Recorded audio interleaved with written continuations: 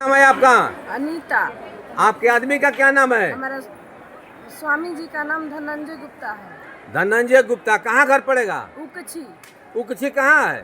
थमनपुरा के पास, रत्सण के पास। रत्सण के पास है। यहाँ पकड़ी बहना काली माता के मंदिर पाए, क्या चमत्कार हुआ आपके साथ? हमारे लड़का का आँख से रोशनी नहीं आ रहा था। यही लड़का है? हाँ। क्या नाम है बाबू? कृष्ण मुरारी गुप्ता। कृष्ण मुरारी गुप्ता। हाँ बताइए।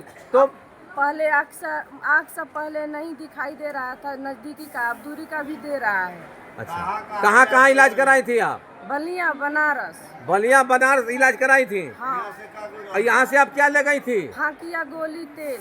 फकिया गोली तेल, और उसी से दिखाई देने लगा? हाँ, उसी से दिखाई देने लगा। तो ये तो चमत्कार है माता जी का। माई जी का। तो जरा काली माँ की जय बोलिए तो जोर से। बोलिए बोलिए काली माई की जय।